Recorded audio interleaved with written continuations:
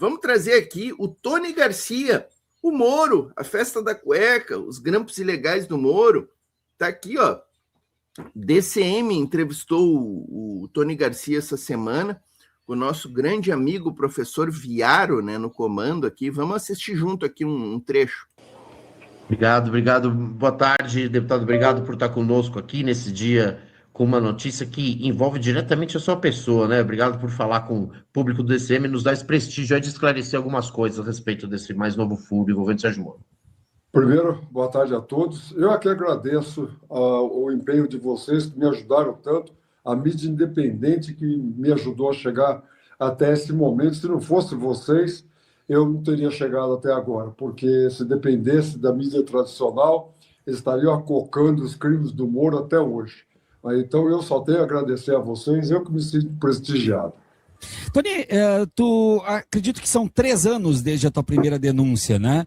E tu disseste, isso, quase 3, e tu disseste na época que tu acreditava que ia demorar. Esse tempo que demorou foi antes do que tu esperava?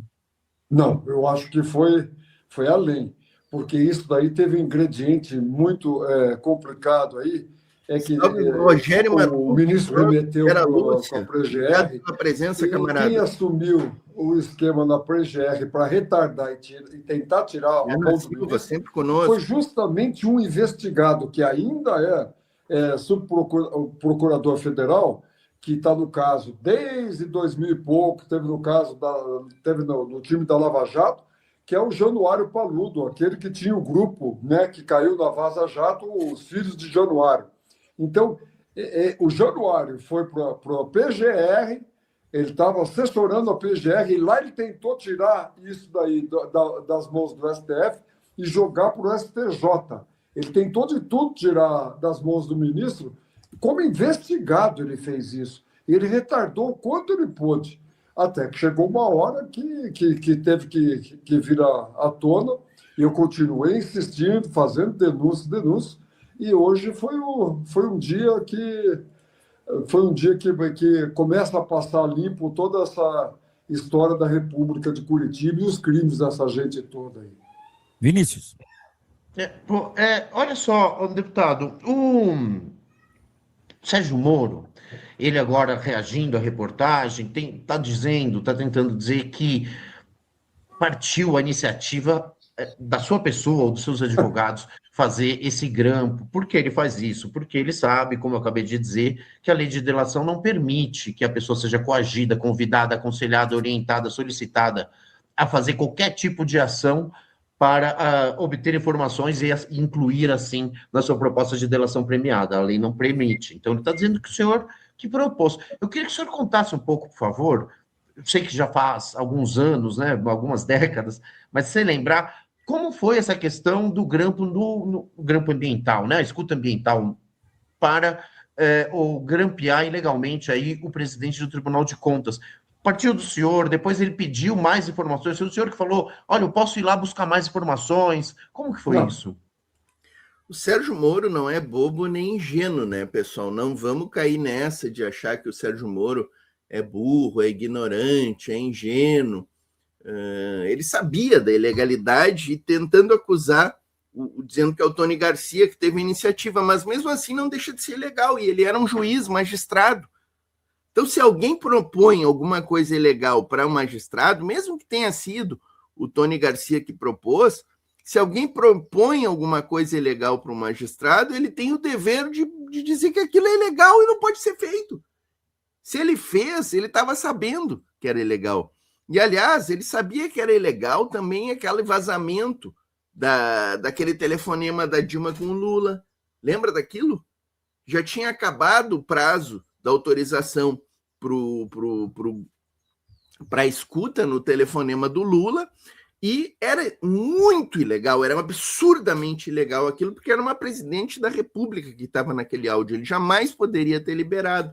Aquele áudio não tinha nada, vamos falar a verdade, tinha um telefonema, ô Lula, tô mandando documento aí pro Bessias, um telefonema bobo, que não tinha nenhum crime, nenhuma ilegalidade naquele telefonema, mas a Rede Globo soltou, dentro daquela onda de dutos com petróleo, virou um escândalo as pessoas foram para as ruas, tudo aquela coisa nojenta que a gente lembra, né? Mas, enfim, o que eu quero... E depois o Sérgio Moro pediu desculpas, vamos lembrar, né? Para o ministro Teori. Ai, desculpa por ter... Como é que um juiz pede desculpa, gente? Uma ilegalidade gritante desse sentido e fica por isso mesmo, sabe? Então, assim, é muito grave isso que apareceu aqui, desses grampos ilegais operados pela 13ª Vara de Curitiba. Tá lá o vídeo da festa da cueca também, né? Não sei se eles falam aqui sobre a festa da cueca. Vamos ver aqui, vamos seguir. Não, veja, tudo que ele faz hoje, ele entra num processo de negação e eu vou fazer com ele, eu vou usar o mesmo método que ele usou na Lava Jato, eu vou usar com ele para desmoralizar ele até o último milímetro que puder. Ele esquece, né, que eu apanhei durante 20 Salve anos. de Nelson, corintiano, uma faca no Encarnação Melga, ameaçando minha família, Bahia. Sabe, até chegaram a ir na casa da minha mãe, quando era ela viva ainda na época, pressionando, porque eu queria contestar e parar com isso. Então, hoje, ele entrou no processo de negação. Mas o Sérgio Moro, eu tenho falado para todo mundo, e até o Padilha, né, o produtor de cinema que fez o filme Tropa de Elite, fez o filme da Lava Jato, né, o mecanismo, tudo, ele falou para mim, conversando com ele, ele falou que a hora que eu fui revelando as coisas, que ele ficou abismado e que ele tinha que arranjar uma maneira de fazer uma coisa porque ele cometeu um equívoco naquele filme lá, porque ele não conhecia o Moro, porque a hora que ele conheceu o Moro de fato, ele falou para mim, falou até para o Josias de Souza, numa entrevista dele, ele pegou e falou, pô, na hora que eu fui falar com a minha mulher, eu vi que o Moro era uma pessoa e não queria falar, o Josias falou, fala, o que ele era, burro? Aí ele falou, ele é muito burro. E o Sérgio Moro, eu convivi com ele, sabe, ele parece ter um tipo de autismo, alguma coisa assim, ele se descola do mundo, e ele tem o mundo dele. Quando ele fala hoje... Ele não é burro, eu vou insistir aqui, ele não é burro, ele não é só esse tosco que às vezes a gente pinta. Ele foi treinado pela CIA, pela DEA estadunidense, ele, o Deltan Dallagnol, isso é público notório, né? Que eles foram treinados. O pessoal da CIA e da DEA veio aqui ao Brasil, operou dentro das estruturas da administração pública brasileira, dando cursos para essa gente. Então, isso aqui foi um esquema muito bem arquitetado. Não era um burro à frente de uma vara de justiça fazendo burrices e idiotices, não. Era um esquema muito bem arquitetado para destruir a nossa indústria do petróleo, a nossa indústria da construção. E eles conseguiram, né? Terminaram com 4 milhões de empregos, causaram prejuízo de bilhões e bilhões para o Brasil, sem contar as falcatruas, aquela fundação de 2,5 bilhões que eles queriam fazer com a grana da Petrobras, né? Enfim. Quando ele comete esse absurdo, ele confessa um crime. Ele fala que... João Batista, salve, Jaime Carvalho. Porque eu saí grampeando. Eu saí grampeando com uma ordem e com um acordo fechado que ele me obrigou a fazer 30 tarefas, que era gravar deputado federal, deputado estadual, presidente desembargadores do TJ do Paraná, presidente da Assembleia, governador, tudo. Vai aparecer tudo, está tudo nos autos. E hoje ele entra nesse processo de negação e fala que fez, mas que não aconteceu nada. Lógico que não aconteceu nada. Ele sabia que ele não podia usar aquilo lá oficialmente. Ele usava aquilo para chantagear. Ele usou isso daí para alpinismo funcional, social, entendeu? E enriquecimento ilícito. Ele ficou rico com isso, com essas informações. Ele chantageou todo mundo. Ele prendeu Lula com essas informações. Ele era o Araponga dentro da 13ª Vara aqui. Ele montou um esquema profissional de arapongagem e colocou gente da BIM comigo, Polícia Federal, e depois dentro do MPF aqui, eles grampeavam também todo mundo. Um não acreditava no outro. O Moro queria informação só para ele. Aí não confiava na Polícia Federal, que não confiava no Moro, que não confiava no MPF, que não confiava no Moro e que não confiava na Polícia Federal. Aí cada um arrumou uma maneira de grampear. A Polícia Federal tinha um esquema montado dentro do meu escritório, entendeu? Com autorização do Moro, expressa, está aí, hoje foi publicada. Ele mandou, inclusive, regravar. Ele queria que tivesse as gravações, elas conseguissem extrair da pessoa gravada o que ele queria.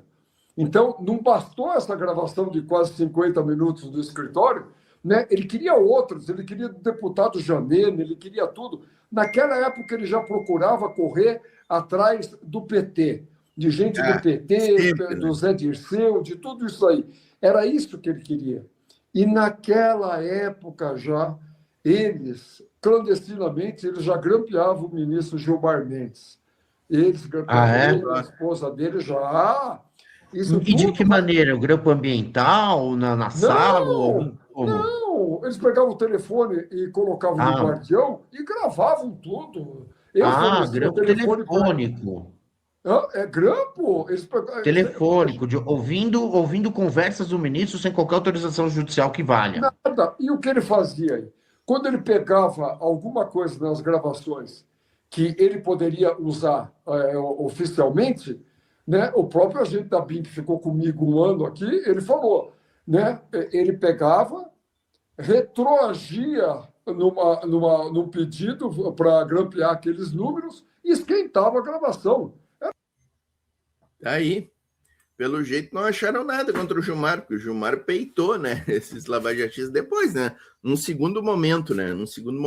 E contra o PT, né, gente, eles vasculham o PT, viram o PT de cabeça para baixo, sacode para ver se cai moedinha, não cai nada, né.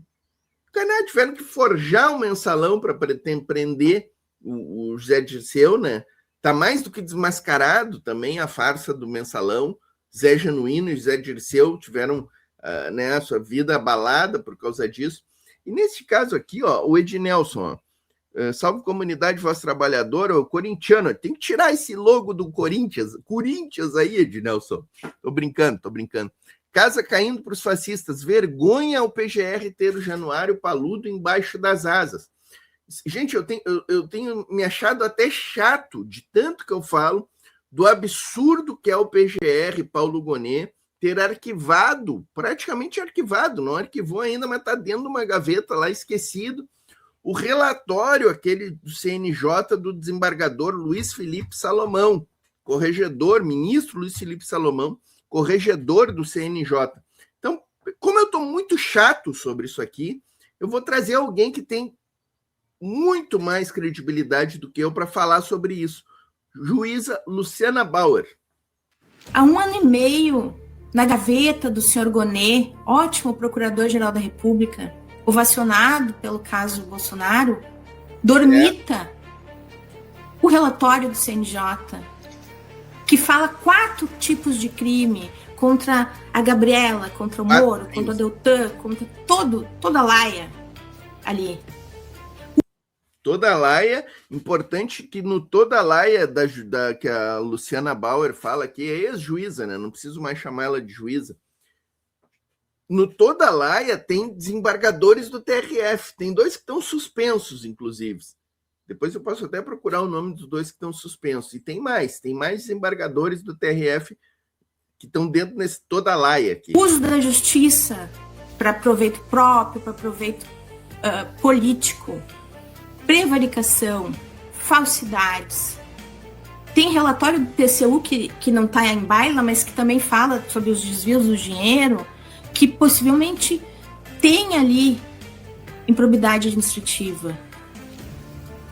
O CNJ, o órgão máximo, a cúpula do judiciário, fez isso.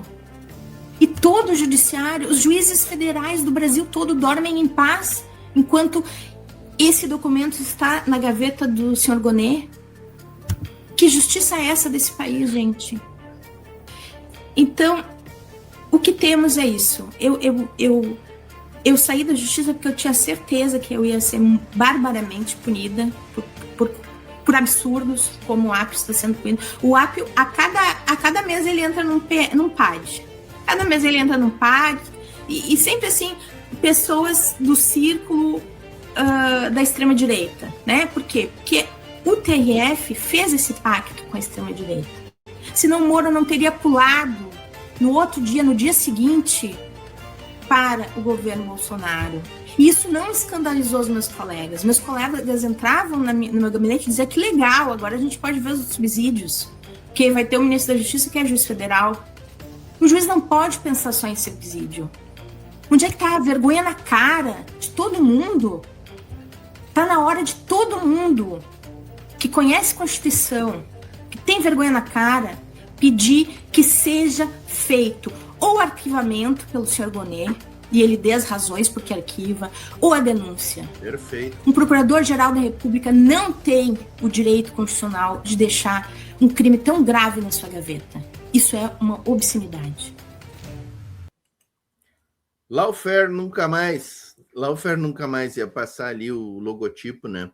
Tem toda a razão a ex-juíza Luciana Bauer, né? E eu tenho dito que foi um grande erro do presidente Lula reconduzir este senhor para a PGR, né? Ele não tinha os atributos para ser reconduzido definitivamente. Além desse relatório do CNJ, tem lá o relatório da CPI da Covid, né? Que é gravíssimo, tem mais de 60 pessoas indiciadas, Jair Bolsonaro, o Pazuello, toda aquela catrefa lá que estava na volta do governo Bolsonaro, que prescreveu cloroquina, no Ministério da Saúde prescrevendo cloroquina oficialmente, né? Essa gente tinha que ir toda para a cadeia. E o Paulo Gonet também está sentado em cima desse relatório da CPI lá. Então, definitivamente foi um erro grosseiro do Lula indicar o Paulo Gonet para ser reconduzido, né?